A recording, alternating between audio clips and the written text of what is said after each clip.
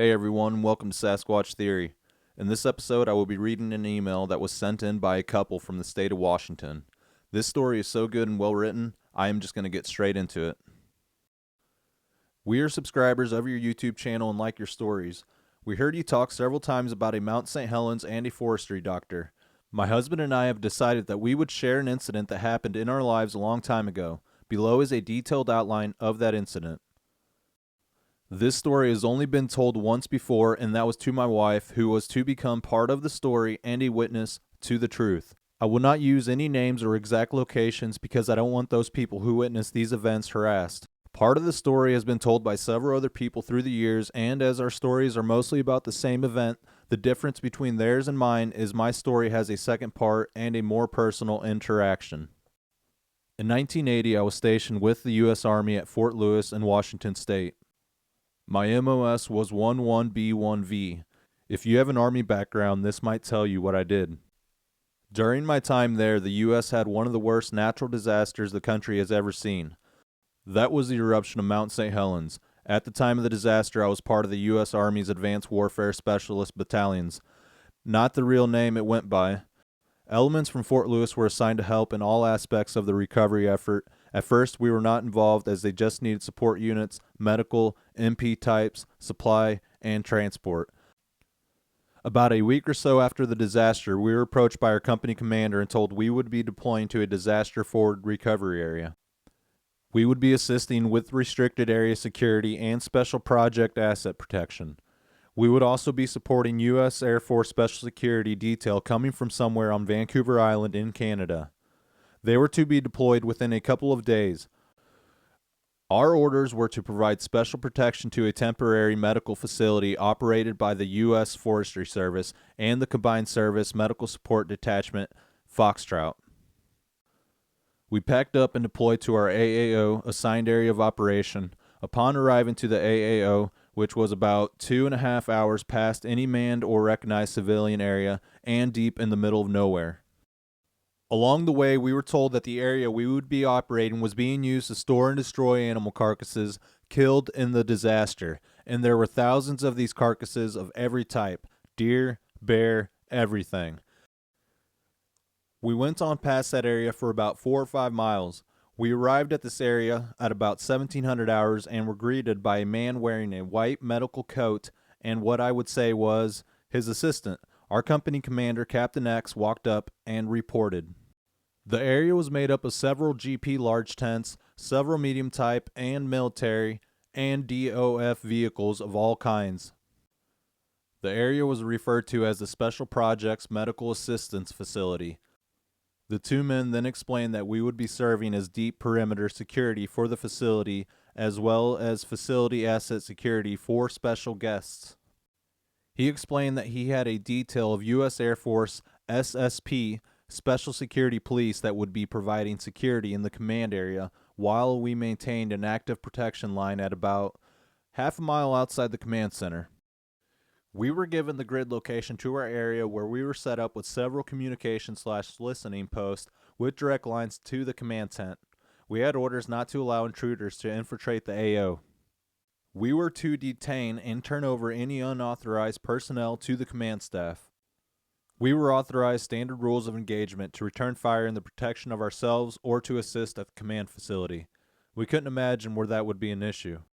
We were also ordered to conduct walking patrols day and night every day for the term of our deployment. None of us had any idea why we were there or what's going on, until on around Day 6, my company commander, Captain X, and the man in the white coat came up to us, myself and Corporal R, and requested we accompany them on a medical extraction. We were relieved from our security duties and followed them back to the compound. Upon arriving at the compound, we were instructed to follow the caravan of military vehicles. There were 2 Jeeps. We didn't have the newfangled Hummers and 5 tons. We had the M151, A1, and A2 quarter-ton utility vehicles, commonly called the Jeep, and M35 Deuce and a half, and 2 M35 Deuce and a halves. We drove for about 2 hours through some of the roughest terrain I'd ever been in. At the end of the drive, we came up to the base of a rocky outcropping and a path that would lead to a cave. Upon arriving, the man in the coat, who ended up being a doctor from the Department of Forestry, and our company commander, Captain X, told us to provide security and assist when needed. They then walked over to one of the deuce and a halves and helped what I would say was one of the biggest men I'd ever seen. They stood there for about a couple of minutes talking, or what looked like talking. We couldn't hear what was being said. It did look as if they were all understanding each other. This man had to be 8 feet tall and at least 800 pounds, and as wide as the Jeep we were standing next to. He was wearing a dark coat that didn't really seem to fit. We watched him get closer and closer, and when he got within 10 feet or so, it was very easy to see he was no man but an older male Sasquatch. I had never seen anything like this, and my partner and I looked at each other with confused bewilderment. He was huge and had massive hands and deep dark eyes. He was dark brown and kind of reddish, with hair everywhere about 3 to 4 inches long, except the top part of his face was kind of dark and leathery, with a 5 or 6 inch scar on the right side. This will become important later in the story. One thing you always hear is that they smell really bad. Well, they don't. They do smell sort of like a wet, dirty dog. It reminded me of my own shepherds when they didn't have a bath for a while. It wasn't really bad, just different. I can't say that's the case for all of them, or if this one had a bath. I don't know, but it wasn't a bad smell. There was no way you would ever want to fight against this guy. He was literally a walking mountain. One thing that I found strange was I didn't feel in danger at all. He had a look of concern and worry on his face. We all followed the Sasquatch, the doctor, and our company commander about 25 yards up this rough trail, and he stopped and let out this unearthly yell, roar, call, not sure how to put it, but it was the kind of sound that would reach down inside you and turn your insides out. There were no responses, so we continued up the trail to the mouth of this cave. Our company commander told us to stay outside and provide security. The rest of the team went inside carrying different types of medical equipment and a medical litter. They were inside the cave for about 30 minutes. Every now and then we could hear some loud, inhumanly noise coming from inside the cave, but we couldn't understand what it was.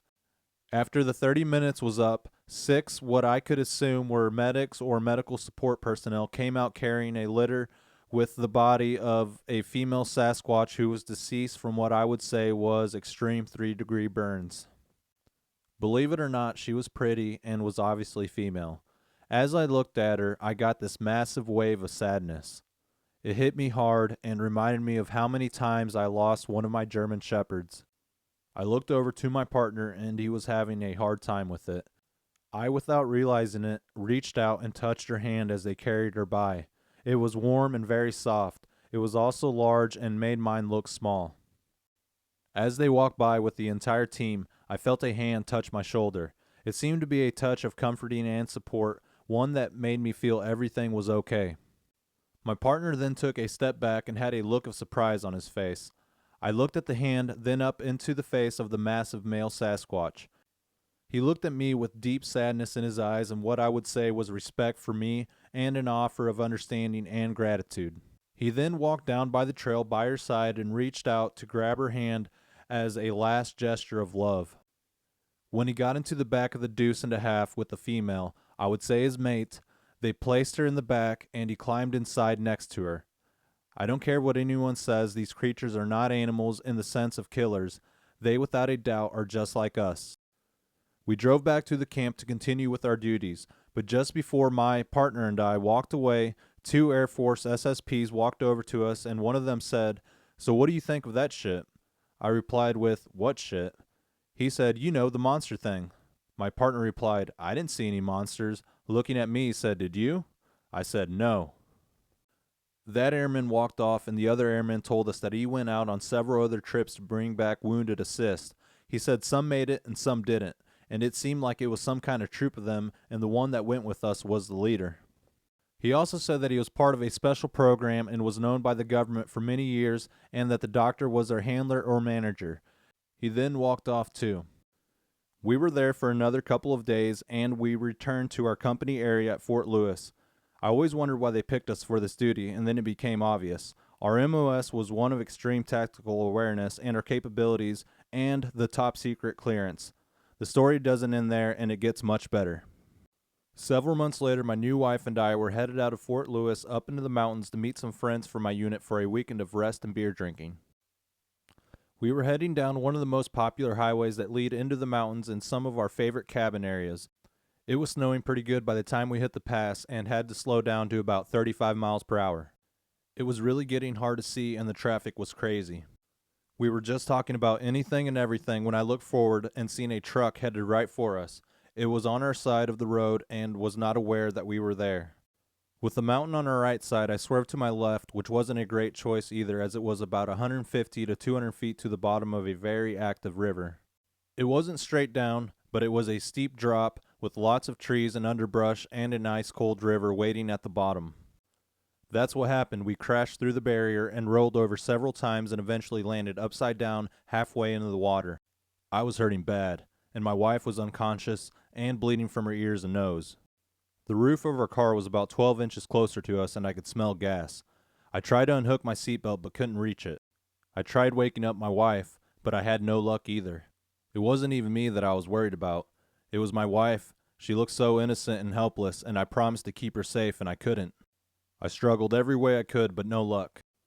I remembered I had my M9 knife in my glove compartment, but no matter how hard I tried, I couldn't reach it. I thought it was over. I started talking to God, and couldn't believe this was how my story was going to end. Just as I was coming to the idea there was nothing more I could do, and seeing that we were sliding more into the river, the current was pushing us, I started feeling very lightheaded from the pain and the loss of blood. Thinking I couldn't last much longer without help, I seen out of the corner of my right eye a figure I couldn't make out, trying to get into the car from my wife's side. After a couple minutes with no success, whoever it was went away. It's now the fear that set in because they gave up and it was getting worse. The water was now filling up the car and I knew we had about 2 minutes at best. It was then I seen a huge hand reach in through my window and grab a hold of the door. Just as I passed out, I seen the door ripped off of the car and tossed into the river. When I came to, my wife and I were leaning against a tree wondering what happened. I grabbed my wife and checked her over. She was bad, but speaking to me. I looked at her face and seen fear. No, more like horror. I looked in the area she was looking and seen them. It was 2 massive Sasquatches. One was older and bigger, but the other wasn't too far behind but did look young and female. They didn't frighten me. It kind of made me feel like back at Mount St. Helens. Then I noticed as they got closer, the bigger one had a scar on the side of his face about 5 or 6 inches long. It was the big guy from the cave. I could tell he recognized me as he knelt down and put his enormous hand on my wife's knee. She just looked at me and I said, "It's okay. He's my friend." She said, "What?" And I said I would explain later. By this time, we could hear people arriving up on the road and efforts being made to come and rescue us. I tried to get up, but I couldn't. I later found out I had a broken pelvic bone, a broken leg, 4 broken ribs, and a broken collarbone, and I was just beat up. My wife had a crushed pelvis, broken shoulder, a concussion, and a dislocated knee. He stood up and looked at us with the same look he had back at the cave.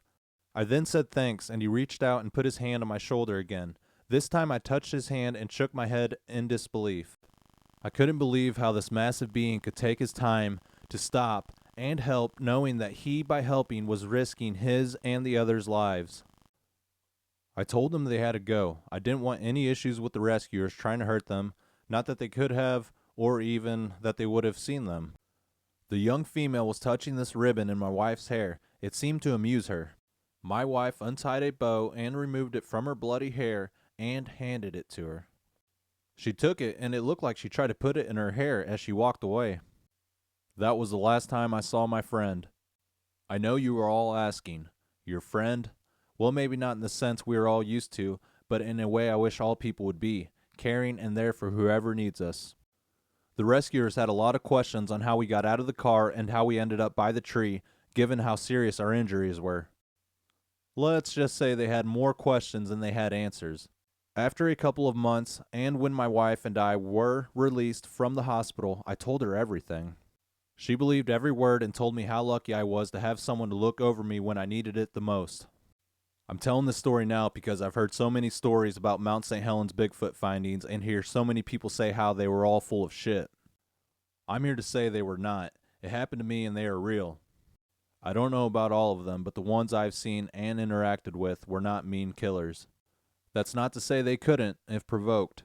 I wouldn't want to mess with any of them. They are massive and dangerous if they wanted to be. I never went back looking and never really wanted to. They need to be left alone.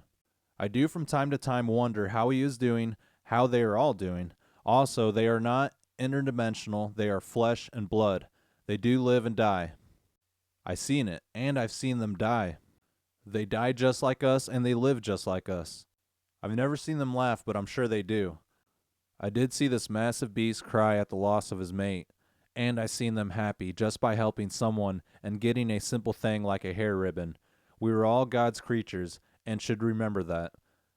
As Forrest Gump so eloquently said, that's all I have to say about that. Honestly, we don't care if anyone believes us or not. We know it's true, and that is what matters. Mr. and Mrs. M.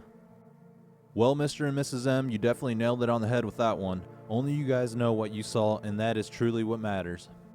I certainly feel with my experiences and encounters that the Sasquatch came to make sure I was okay.